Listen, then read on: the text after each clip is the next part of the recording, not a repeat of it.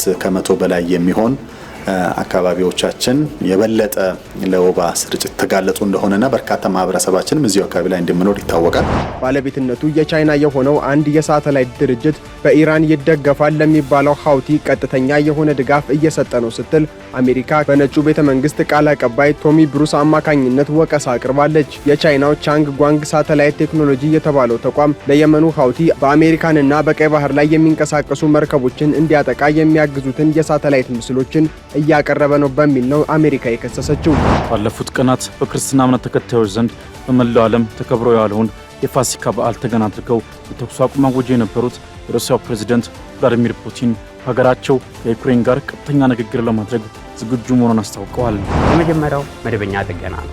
መደበኛ ጥገና ውስጥ ከምናገኛቸው መሰረቶች መካከል መኪናውን በተቀላጠፈና በአስማማኝ ሁኔታ እንዲሰራ ለማድረግ መደበኛ ጥገና በጣም አስፈላጊ ነው። ትኩረት ከሚሹ ዋና ዋና ቦታዎችም አሉ። የመጀመሪያው ዘይት መቀየር ነው። ሰላም ጤና ይስጥልን ውድ ሀገሬ ቴሌቪዥን ተመልካቾች እንደምን አላችሁ? ከሀገሬ ቴሌቪዥን የዕለቱን መረጃዎች ይዘን ቀርበናል። ሙሴ ከበደ ነኝ። እስከ ፍጻሜው አብራችሁን ቆዩም። በቅድሚያም አበይት ወዳደረግናቸው ርዕሰ ጉዳዮች አመራለሁ። መጪው የበልግ ወቅት የወባ በሽታ ስርጭት የሚጨምርበት እንደሆነ ተነግሯል። የጤና ሚኒስቴር በዛሬው ዕለት ይፋ እንዳደረገው ወቅቱን ታሳቢ ያደረገ ስራ በተለያዩ አካባቢዎች እየተሰራ ነው ተብሏል። የሀገሪቱ 75% አካባቢዎች ለወባ በሽታ መስፋፋት አመቺ እንደሆኑም ተነግሯል። ሚኒስቴሩ በነፃ የሚገኙ የወባ መድኃኒቶች እንዳይሸጡ ከሚመለከታቸው አካላት ጋር ቁጥጥር እንደሚያደርግም ተናግሯል። አስናቀ ማናዬ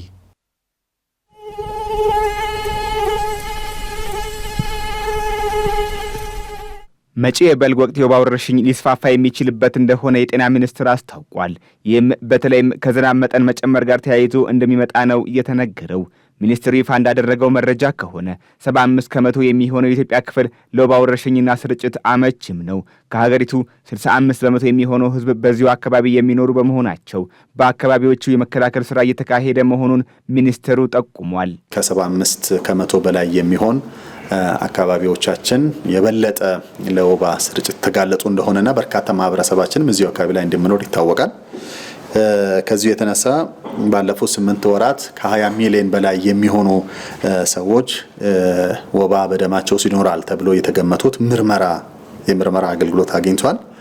በርካታ ነው ማለት ነው የመረመር ነው። ይሄ እንግዲህ አብዛኛው ቤት ለቤት በመሄድ ማንም ሰው ወደ ጤና ተቋም ሳይመጣ ቤት ውስጥ ሆኖ እንዳይታመም ለመከላከል ቤት ለቤት ሂደን ምርመራ ያደረግንበት ነው። ቤት ለቤት ብቻም ሳይሆን ማህበረሰባችን ወደ ገበያ ቦታ፣ ወደ እምነት ተቋማት፣ ወደ ተለያዩ ቦታዎች ሲሄድ ለወባ እንዲመረመር አድርገናል። ይሄ የታመመ ሰው ብቻም ሳይሆን ያልታመመውንም ጭምር አንዳንድ ጊዜ ወባ በደማቸው ውስጥ እያለ ምልክት የማያሳዩ ስለሚኖሩ እነሱንም ጭምር ምርመራ አድርገናል። የወባ ወረርሽኝ በሀገሪቱ የከፋ ማህበራዊና ኢኮኖሚያዊ ጫና እያደረሰ እንደሆነ አመላካች መረጃዎች አሉ። የአሜሪካው የበሽታ መከላከልና መቆጣጠር ድርጅት ሲዲሲ እንደሚጠቁመው በሀገሪቱ 14ቱም ክልሎች የወባ ወረርሽኝ መጠን ካለፉት ዓመታት አንጻር መጨመሩን ያሳያል። የጤና ሚኒስቴር እንደሚለው ግን በተመሳሳይ ሁኔታ የወባ ስርጭት በዓለም ደረጃ መጨመሩን አስረድቷል። ወባ ጠፍቷል የሚል የተሳሳተ ግንዛቤ ነበር ያለው የጤና ሚኒስቴር በኢትዮጵያ 222 ወረዳዎች ለወባ ከፍተኛ ተጋላጭ እንደሆኑ መለየቱን አስታውቋል።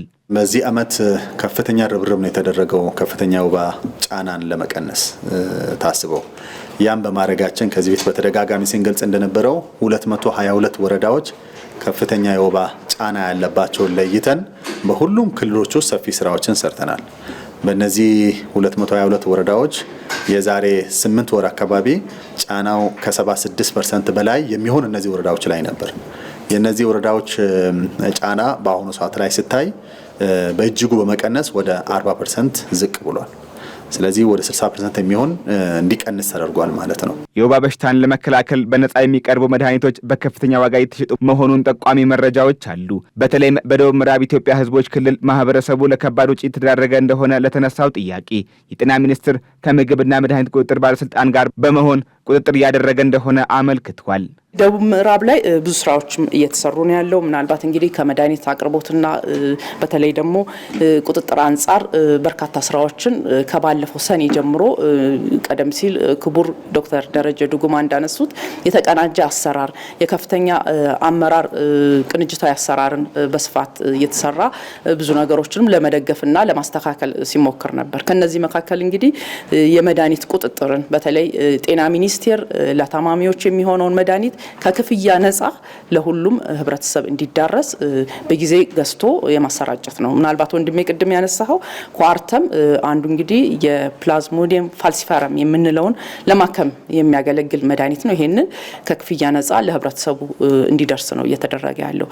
ምናልባት እንግዲህ በተለያየ ምክንያት ይሄ የማይሆንበት አንዳንድ አጋጣሚዎች ይፈጠራሉ። ይሄንን ለማስተካከል ደግሞ በተለይ የቁጥጥር ስራውን የሚያግዘው የምግብና መድኃኒት ቁጥጥር ባለስልጣን ጋር በመሆን በጣም ከፍተኛ ስራዎችን በቅንጅት እየተሰራ ነው ያለው። በሀገሪቱ ካለው አጠቃላይ የወባ ስርጭት የኦሮሚያ ክልል ከግማሽ በመቶ በላይ የሚይዝ እንደሆነ ጥናቶች ያሳያሉ። በአሜሪካና በቻይና መካከል እየተካሄደ ያለው የንግድ ጦርነት በተለያዩ የዓለማችን ሀገራት ላይ ተጽዕኖ እያሳደረ ይገኛል። በታሪፉ ጉዳይ ከአሜሪካ ጋር ለድርድር ለተቀመጡ ሀገራትም ቻይና ጠንክር ያለ ማስጠንቀቂያ መስጠቷ ተሰምቷል። የሁለቱ ሀገራት የንግድ ጦርነትም ወደ ወታደራዊ ፍጥጫ የሚያሳድጉ አዝማሚያዎች እየታዩ እንደሚገኙ የተዘገበ ነው። ደምሰው ሽፈራው የዶናልድ ትራምፕ አስተዳደር ቻይና እጅ እንድትሰጥ ያደርጋሉ ያላቸውን ውሳኔዎች ማሳለፉን ቀጥሏል። ይህ የአገራቱን ፍጥጫም ወደ ወታደራዊ ውጥረት ሊወስድ ይችላል የተባለው ጉዳይም ከአሜሪካ በኩል ተሰምቷል። ባለቤትነቱ የቻይና የሆነው አንድ የሳተላይት ድርጅት በኢራን ይደገፋል ለሚባለው ሀውቲ ቀጥተኛ የሆነ ድጋፍ እየሰጠ ነው ስትል አሜሪካ በነጩ ቤተ መንግስት ቃል አቀባይ ቶሚ ብሩስ አማካኝነት ወቀሳ አቅርባለች። የቻይናው ቻንግ ጓንግ ሳተላይት ቴክኖሎጂ የተባለው ተቋም ለየመኑ ሀውቲ በአሜሪካንና በቀይ ባህር ላይ የሚንቀሳቀሱ መርከቦችን እንዲያጠቃ የሚያግዙትን የሳተላይት ምስሎችን እያቀረበ ነው በሚል ነው አሜሪካ የከሰሰችው። ይሁን እንጂ ተቋሙ ዛሬ ማለዳ ላይ በሰጠው መግለጫ ከአሜሪካ በኩል የቀረበበትን ክስ አጣጥሎታል። ተቋሙ ከኢራንም ሆነ ከየመኑ ሀውቲ ጋር ምንም አይነት ግንኙነት እንደሌለው መግለጹን ግሎባል ታይምስ ዘግቦታል። የቻይናው የውጭ ጉዳይ ሚኒስቴር ቃል አቀባይ ሊንጂያንም ይህንኑ የአሜሪካ ክስ አስመልክቶ በሰጡት ምላሽ ቻይና በቀይ ባህር አካባቢ ያሉ ውጥረቶች እንዲረግቡ ጥረት የምታደርግ አገር ናት ማለታቸውን አናዶሉ ዘግቧል። ታዲያ የዶናልድ ትራምፕ አስተዳደር በቻይና ላይ የጣለውን ከፍተኛ የንግድ ታሪፍ ተከትሎ በሁለቱ አገራት መካከል እየተባባሰ የመጣው የንግድ ጦርነት ሁለቱን ልዕለ ሀያላን አገራት በመካከላቸው ያለውን ውጥረት ወደ ወታደራዊ እንዳያሸጋግሩት አስግቷል። በልዕለ ሀያላኖቹ አገራት አሜሪካና ቻይና መካከል የተጀመረው የንግድ ጦርነት ይበልጥ እየተካረረ መጥቷል። የዓለምን 43 በመቶ ጠቅላላ ሀገራዊ ምርት ድርሻ የያዙት ቻይናና አሜሪካ እየተፋጠጡ ይገኛሉ። በሀገራቱ የሚገኙ ግዙፍ አምራቾች በሁለቱ አገራት ጠብ ጉዳቱ እያየለባቸው ይገኛል። ትራምፕ ለብዙሃኑ አገራት የእፎይታ ጊዜ መስጠታቸውን በመናገር የምስራች ቢያሰሙም በዩናይትድ ስቴትስ እና በቻይና መካከል ያለው የንግድ ጦርነት እየተባባሰና እየተቀጣጠለ በመሄዱ በሀገራቱ ያሉ የግብርናና የኢንዱስትሪ ምርቶች ላይ ከፍተኛ ጫና አሳድሯል። በቻይና ላይ በ54 በመቶ በመጣል የጀመረው ይኸው ታሪፍ 148 በመቶ የደረሰ ሲሆን በቻይና በኩል ታሪፉ ወደ 125 በመቶ እንደሚሆን ተነግሯል። ጦርነቱን ከማፋፋም አልፎ አምራቾች ለማምረት የሚያስፈልጉ ጥሬ ዕቃዎችን ለመግዛት እንዲቸገሩ በማድረግ የዋጋ ጭማሪው በዓለም ታይቶ በማይታወቅ ሁኔታ እንዲያሻቅብ ምክንያት ሆኗል።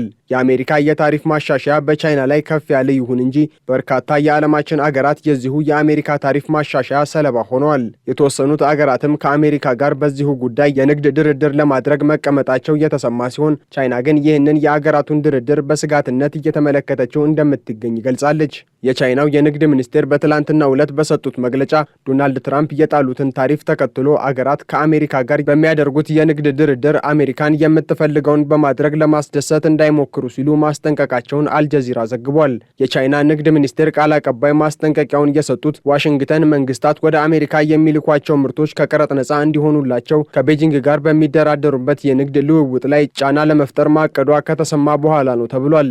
የትራምፕ አስተዳደር ከንግድ አጋሮች ጋር ታሪፍን በተመለከተ ንግግር መጀመሩ የተገለጸ ሲሆን ባለፈው ሳምንት የጃፓን ልዑካን ቡድን ዋሽንግተንን እየጎበኙ ሲሆን በዚህ ሳምንት ደግሞ በደቡብ ኮሪያ ለመወያየት ቀጠሮ ይዘዋል።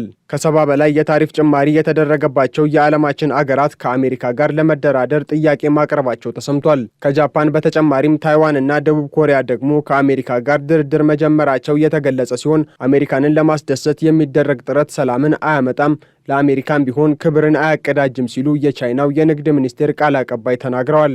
ቻይና ሁሉም አካላት ከፍትሐዊነት ጎን መቆም እንዳለባቸው ታምናለች ያሉት ቃል አቀባዩ እንዲሁም የዓለም አቀፍ የምጣኔ ሀብትና የንግድ ሕጎች እንዲሁም አገራት ይህንን የንግድ ስርዓትን መከላከል አለባቸው ማለታቸውን የአሜሪካው ኤንቢሲ ኒውስ አስነብቧል። አሁን ላይ ከአሜሪካ ጋር ድርድር ጀምረዋል ተብለው ከሚጠሩት መካከል ቻይና የግዛቴ አካል ናት የምትላት ታይዋን አንዷ መሆኗ ደግሞ የንግድ ጦርነቱን ምናልባትም ከዛም ወደሚከፋው ወታደራዊ ውጥረት ውስጥ እንዳይከታቸው አስግቷል። የአሜሪካው ግምጃ ቤት ዋና ጸሐፊ ስኮት ቤሴንት በያዝነው ወር መጀመሪያ አካባቢ አድርገውት በነበረው ንግግር አገራቸው አሜሪካ ከአገራቱ ጋር የምታደርጋቸው ድርድሮች በተቀናቃኟ ቻይና ላይ ተጽዕኖ ለማሳደር ያለመ ነው ብለው ነበር። ይህንን ተከትሎ ነው ቻይና ለአገራቱ ማስጠንቀቂያ የሰጠችው።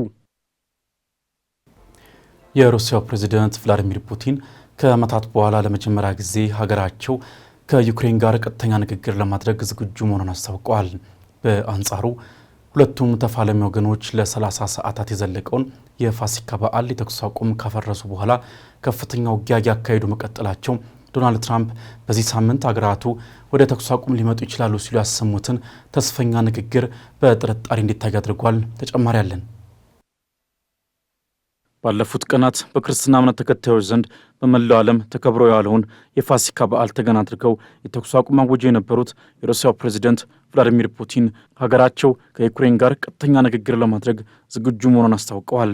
ምንም እንኳን ለ30 ሰዓታት ያህል የዘለቀውን የተኩስ አቁም በማፍረስ ሁለቱም ተፋላሚ ወገኖች እርስ በርሳቸው ላይ የሚያደርሱትን ጥቃት አጠናክረው የቀጠሉ ቢሆንም ፑቲን ለመላው ዓለም የተስፋ ጭላንጭል ያሳየ ንግግር አሰምተዋል።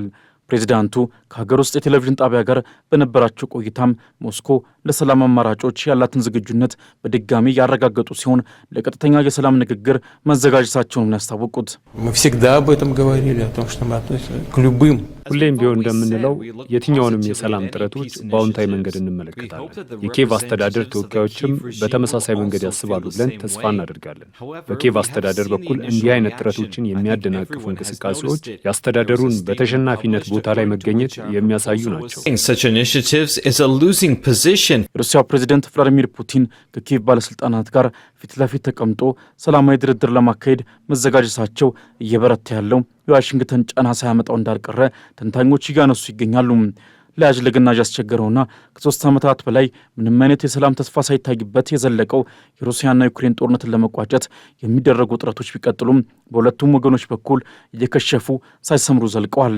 የአሜሪካው ፕሬዚዳንት ዶናልድ ትራምፕም ምንም እንኳን በአሜሪካ ምርጫ ወቅት ዓለም አቀፍ ድጋፍ ያስገኝላቸውን ስልጣን ቢያስኩኝ በ24 ሰዓታት ውስጥ ጦርነቱን አስቆመዋል ያሉት ንግግራቸው ቃል አበብ ያደረጋቸውም አሁንም ከማሸማገል አልቦዘኑም።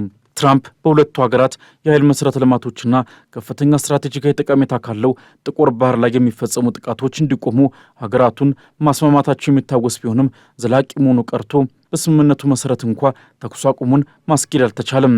ከሁለተኛው የዓለም ጦርነት በኋላ በአውሮፓ ምድር አስከፊውን ጦርነት እያካሄዱ የዘለቁት ሩሲያና ዩክሬን ከቅርብ ጊዜያት ወዲህ በዋናነት በዋሽንግተንና ሌሎች ሀገራት በኩል ከብዙ ጉንጭ አልፋ ንግግሮች በኋላ የተደረሱ ከፊል የተኩስ አቁም ስምምነቶች ሲከሽፉ እርስ በርስ ይወቃቀሳሉ። እስካሁን የተደረሱት ከፊል የተኩስ አቁም ስምምነቶችን የሚያስጠብቅ ገለልተኛ አካል ባለመኖሩና ሁለቱም ኃይሎች ለአፈጻጸሙ ቁርጠኛ ለመሆናቸው ዘላቂ የተኩስ አቁም ስምምነት እንዳይደረስ ከሚጠቀሱ ዋነኛ ምክንያቶች መካከል ይነሳል። ፑቲን ኪየቭ በቀላሉ እጅ እንድትሰጥና እንድትዳከም የሚያደርጉ በእጅጉ ለሞስኮ ያደሉ በርካታ ቅድመ ሁኔታዎችን በማስቀመጥ ሩሲያ ከዩክሬን ጋር ፊት ለፊት በድርድር ጠረጴዛ ላይ ለመነጋገር ሩቅ መሆኗን በተደጋጋሚ መግለጻቸው ይታወቃል። ከዚህ ባለፈ ቮሎዲሚር ዜሌንስኪ ዩክሬንን በመወከል ከሩሲያ ጋር መደራደር አይችሉም፣ በዩክሬን ምርጫው በማለፉ በሕዝብ ቅቡልነት የሌላቸው መሪ በመሆናቸው ምንም አይነት ሕጋዊ ሰውነት የላቸውም፣ ተገቢውም ሰው አይደሉም በሚል ከዜሌንስኪ ጋር ለድርድር በምንም አይነት መልኩ መቀመጥ እንደማያስቡ አስረግጠው መናገራቸውም የቅርብ ጊዜ ትውስታ ነው። ይሁንና የትራምፕን ጫና ተከትሎ ፑቲን የድርድር ሂደቶችን በተመለከተ በቀጣይ የተለየ አካሄድ ሳይከተሉ እንደማይቀሩ ከወዲሁ እየተሰማ ይገኛል። የክሬምሊኑ ቃል አቀባይ ዲሚትሪ ፔስኮቭም ንጹሐን ዜጎችን የጥቃት ኢላማ ማድረግ መቆጠብን በተመለከተ ፑቲን ያሰሙት ንግግር ከዩክሬን ጋር ቀጥተኛ ንግግር ለማድረግ ያለን ዝግጁነት ያሳያል በማለት መናገራቸው ሩሲያ ድርድርን በተመለከተ ከእስካሁኑ የተለየ አቋም ልትይዝ ትችላለች የሚሉን ሀሳብ አመላካች ሆኗል። የዩክሬኑ ፕሬዚደንት ቮሎዲሚር ዜሌንስኪን በበኩላቸው ምንም እንኳን ለፑቲን የአሁኑ ንግግር እስካሁን በይፋ ምንም አይነት ምላሽ ባይሰጡም የንጹሐንን ደህንነት ለማስጠበቅ ዩክሬን ማንኛውንም የሰላም ንግግር ለማካሄድ ዝግጁ እንደሆነች መናገራቸው ይታወሳል። ዜሌንስኪ የፋሲካው የተኩስ አቁም ለ30 ቀናት እንዲራዘም የጠየቁት ጥያቄ በሩሲያ በኩል ውድቅ ቢደረግም የአሜሪካ፣ የእንግሊዝ፣ የፈረንሳይ እንዲሁም የዩክሬን ተወካዮች በነገው ዕለት በእንግሊዝ መዲና ለንደን ያካሂዱታል ተብሎ የሚጠበቀው የሰላም ጉባኤ ለጦርነቱ አንዳች መፍትሄ ይዞ ሊመጣ ይችላል በሚል በተስፋ እየተጠበቀ ይገኛል። ወደ አጫጭር መረጃዎቻችን አለፍን። የሕክምና አገልግሎት አሰጣጥንና የግብአት አቅርቦትን ለማሻሻል የግሉ ዘርፍ ሚና ሊጠናከር ይገባል ተባለ። ይህ የተባለው ድሮጋ ፋርማሲ የተመሰረተበትን 10ኛ ዓመት ባከበረበት መድረክ ላይ ነው። በጤና ሚኒስቴር የሕክምና አገልግሎት መሪ ስራ አስፈጻሚው ዶክተር ኤሊ ባቡር ሆኖ እንደ ሀገር ያለውን የሕክምና ፍላጎት ለማሟላት ከመንግስት በተጨማሪ የግሉ ዘርፍ ሚናውን ሊያጠናክር እንደሚገባ ገልጸዋል። በሕክምና ግብዓት አቅርቦትና በአገልግሎት ዘርፍ የተሰማራው ድሮጋ ፋርማ የጤና ባለሙያዎችን ሳታፊ ያደረገ የብድርና ቁጠባ የህብረት ሥራ ማህበር ማቋቋሙንም ይፋ አድርጓል።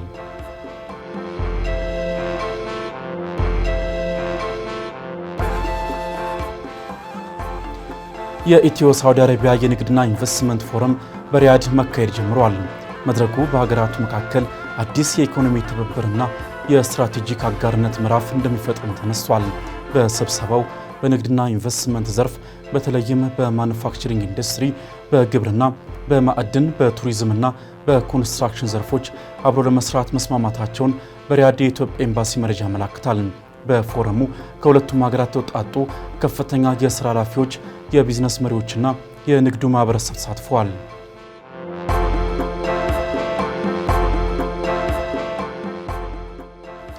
አሲምባ ዲሞክራሲያዊ ፓርቲ ምንም አይነት ህጋዊ እውቅና ያልተሰጠውና የምዝገባ ፈቃድ ያልወሰደ በመሆኑ ህብረተሰቡ ጥንቃቄ እንዲያደርግ የኢትዮጵያ ምርጫ ቦርድ አሳሰበ።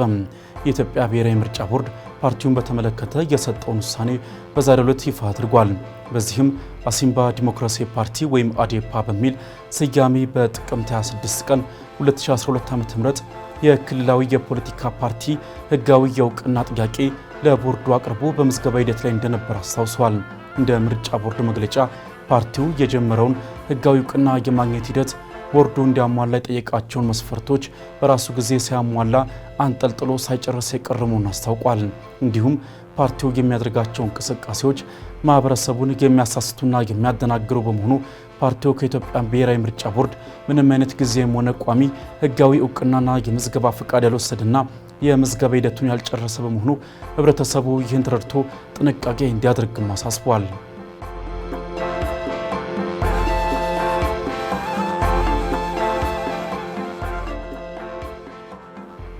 በሚቀጥሉት 10 ቀናት በአብዛኛዎቹ የበልግ ዝናብ ተጠቃሚ በሆኑ አካባቢዎች ቀጣይነት ያለው ዝናብ እንደሚኖር የኢትዮጵያ ሜትሮሎጂ ኢንስቲትዩት አስታወቀም።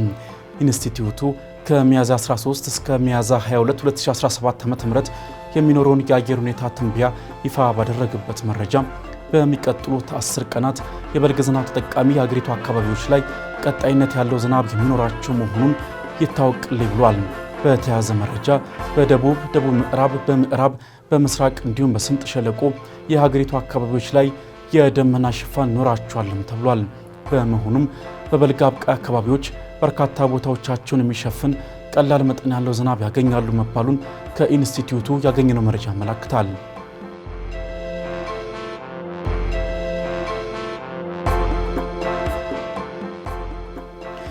የተባበሩት መንግስታት ድርጅት በሄይቲ ያለው የጸጥታ ሁኔታ እያሽቆለቆለ መምጣቱንና የጥቃት መጠኑ ማየሉ በህዝቡ ላይ ሽብር ፈጥሯል ሲል ገለጸ።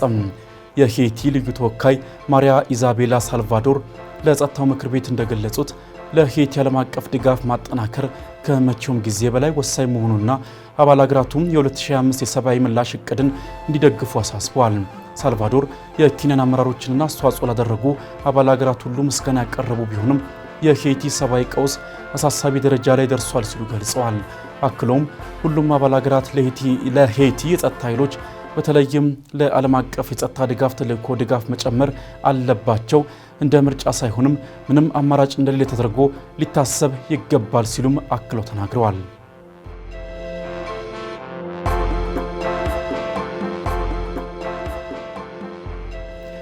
በሐማስና በእስራኤል መካከል አዲስ የተኩስ አቁም ድርድር ሊደረግ መሆኑ ተሰማ።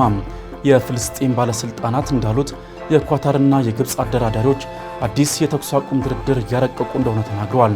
በረቂቁ ሁሉም እስራኤላውያን ታጋቾች ተለቀው በምላሹ በእስራኤል እስር ቤቶች የሚገኙ ፍልስጤማውያን ይለቀቃሉ የሚል መካተቱም ተነግሯል። ጦርነቱ በይፋ ቆሞ የእስራኤል ወታደሮች ሙሉ በሙሉ ከጋዛ እንዲወጡ ይደረጋል። በጉዳዩ ላይ ምክክር ለማድረግ የሐማስ ልዑካን ወደ ካይሮ እንደሚሄዱ ነው የተገለጸው። የዘገባ እስከተጠናቀረበት ሰዓት ድረስ አዲስ ድርድር ሊደረግ ስለመሆኑ እስካሁን ከእስራኤል በኩል የተባለ ነገር ባይኖርም የተኩስ አቁሙ ከ5 እስከ 7 ዓመታት የሚዘልቅ እንደሚሆን ምንጮች ነግረውኛል ሲል ቢቢሲ ዘግቧል። በተከታይነት ወደ ጤና አዳም መሰናዷችን አለፍን። የዓለም አቀፉ የምግብ ፖሊሲ ምርምር ኢንስቲትዩት ከጤና ሚኒስቴር ጋር ተባብሮ የሰራው ጥናት ከኢትዮጵያ ሕዝብ ግማሽ ያህሉ የቫይታሚን ዲ እጥረት አለበት ብሏል። በአዲስ አበባ ከተማ ከሚኖረው ሕዝብ ደግሞ 3/4ኛው የቫይታሚን ዲ እጥረት እንዳለበትም ተጠቁሟል። የጤና ባለሙያው ስለ ቫይታሚን ዲ እጥረትና ስለሚያስከትለው የጎንዮሽ ጉዳት የሚነግረን አለ።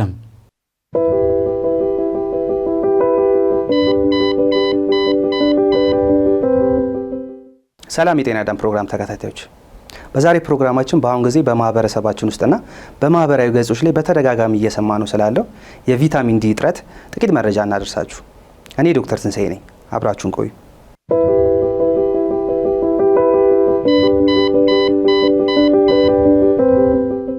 በመጀመሪያ ግን ቪታሚን ምንድን ነው የሚለው እንመልከት። ቪታሚን ማለት ተፈጥሯዊ የሆኑ ትንሽ ንጥረ ነገሮች ሲሆኑ እነዚህም ህይወት ላላቸው ነፍሳት ሰውንም ጨምሮ ማለታችን ነው በህይወት ለመቆየት በሚደረገው ውህደት ውስጥ ዋነኛ ማይክሮ ኒውትሪየንት ሆኖ ያገለግላሉ።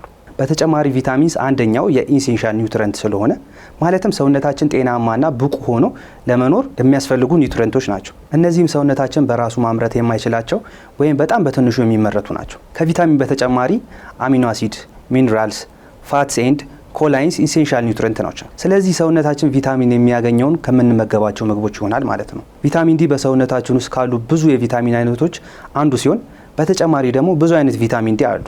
ነገር ግን በዋናነት ቪታሚን ዲ2 እና ቪታሚን ዲ3 በዋናነት የምንጠቅሳቸው ናቸው። ቪታሚን ዲ በሰውነታችን ውስጥ ያለውን ጥቅሞች እንመልከት። ቪታሚን ዲ ዘርፈ ብዙ የሆኑ ጥቅሞች በሰውነታችን ውስጥ ሲኖሩት በዋናነት ግን በአንጀት ውስጥ ካልሽየም እንዲመጠጥ በማድረግ ለአጥንት ጥንካሬ ከፍተኛ ሚና ይጫወታል።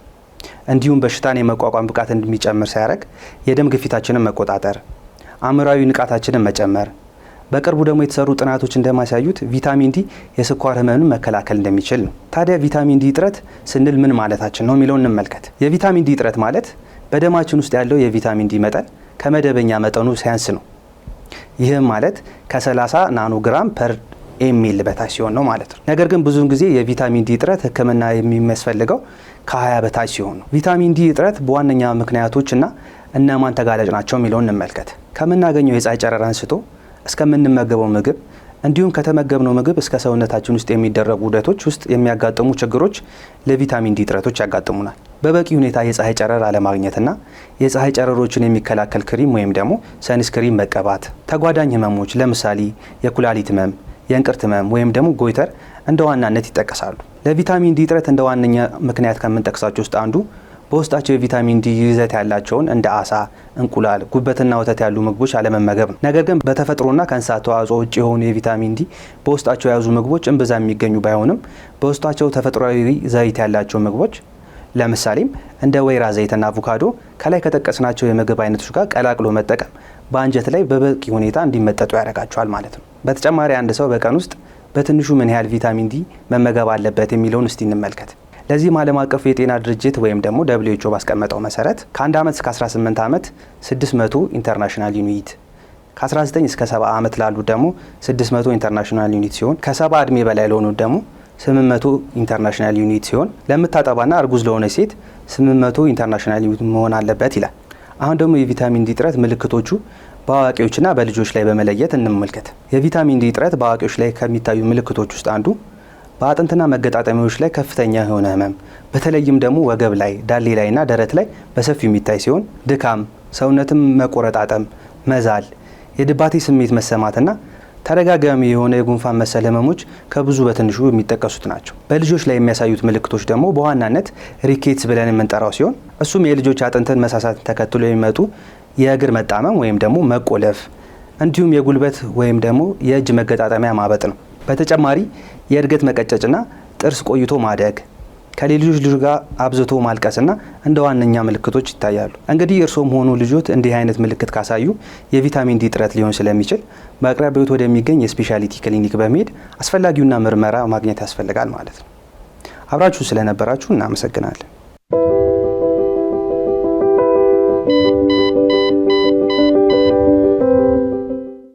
ድንገተኛ ፍጥነት መጨመርና ጠንካራ የፍሬን አያያዝ ሞተሩንና ፍሬኑን ሊጎዳ የሚችል በመሆኑ ኃይለኛ ማሽከርከርን እንድናስወግድ ባለሙያዎች ይመክራሉ። የአውቶሞቲቭ ባለሙያው የመኪናችንን አስተማማኝነት ማሻሻል የምንችልባቸውን ተጨማሪ መንገዶች በተመለከተ ተከታዩን ጥንቅር አዘጋጅቷል። ወደዛው እንለፍ።